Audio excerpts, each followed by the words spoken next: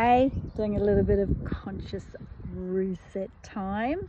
Rather than doing all the jobs that I've got, I am out in the sun and I'm reading my book. So I'm really interested to see who else has read this. It's great because it's basically all the kind of science behind everything that I teach for women's health. I just did my masterclass on Friday explaining my STOP methodology for pelvic core restore and explaining how so much of the dysfunction that I see really since COVID has been around tension patterns. So stress, or our response to stresses, and the tension that those unmitigated stresses can cause in the body, and the dysfunction, the inflammation and the dysfunction that the tension creates. And for women, we hold our stress in the pelvic area. Once we lose our calming, chilling out progesterone in midlife, and once we lose our estrogen, which kind of re-elasticizes, hydrates the muscle fibers, many of us can come into all sorts of bother when it comes to various issues from the belt downwards, basically. And this is all about the default network of the brain, and how important it is for us to have times of conscious, I call it active rest, because if I call it that, people will actually schedule it into their diaries. Whereas if I say, right, we're doing a yoga nidra, or meditation, then or a relaxing practice, then people are like, well, I don't have time for that. I've got a really busy to-do list. Whereas if we understand the science behind the importance of allowing the brain to go into states of just not thinking, and how that literally cleans up the brain. And most of us, we don't want to get dementia, we don't want to get Alzheimer's. And so if we're thinking, okay, this is really actually super important, being on our phones the whole time, social media, just the busyness of life, being online so much, not doing enough movement, shallow breathing, all of these things keeps us in the sympathetic nervous system, keeps us sort of stuck in the do mode. I call this the busy equals worthy. It's an epidemic. And especially for midlife women. And this book's great because it talks about the science behind the absolute necessity of addressing the stress response and the tension patterns, and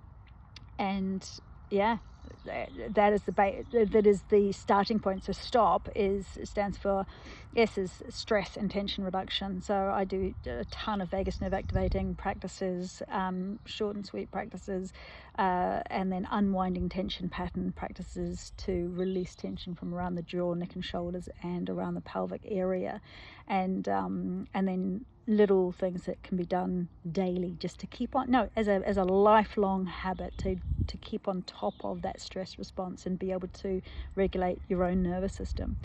We have got mastery over our automatic nervous system. We can do that, but we just need to know how, and we actually need to do the practices. T is for twitch muscle activations. So we've got the slow and fast twitch muscles in our pelvic area.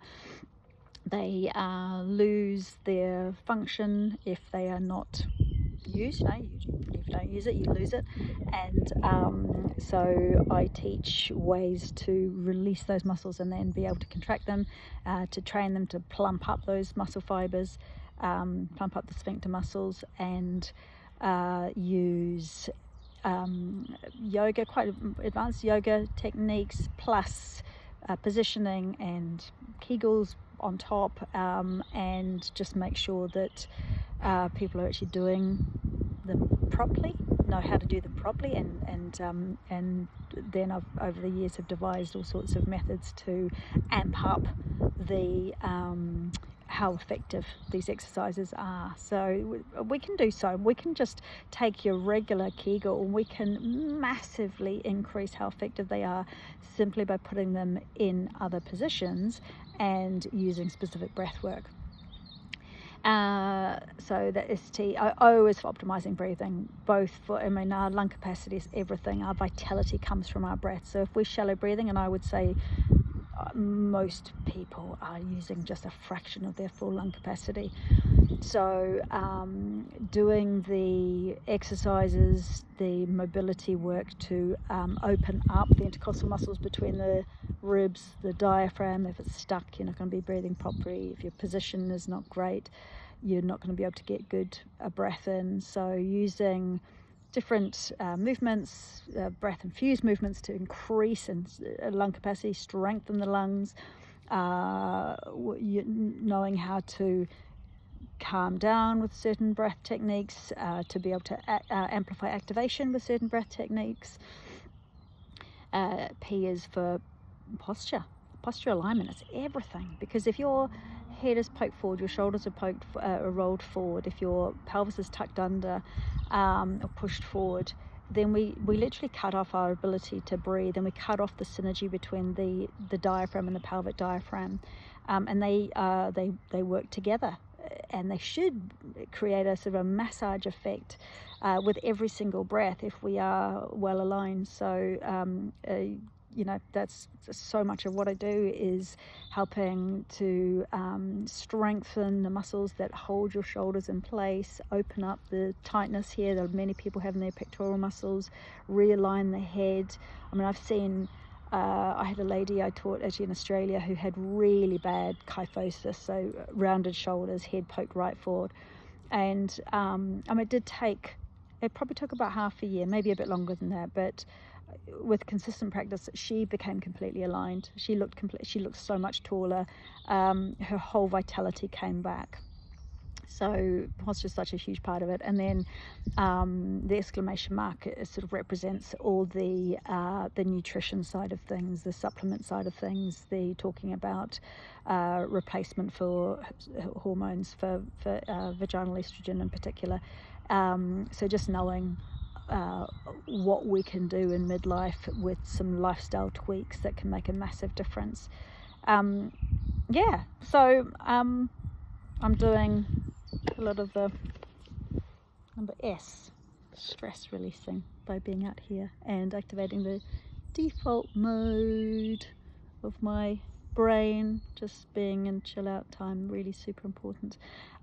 If you are thinking, oh, I want to know more about this, then I have my 5-week pelvic-core restore stop methodology immersion program starting next Friday, and I can send you the masterclass I did so that you can watch that. If you'd like to join, then please do get in touch or follow the link that I'll pop below.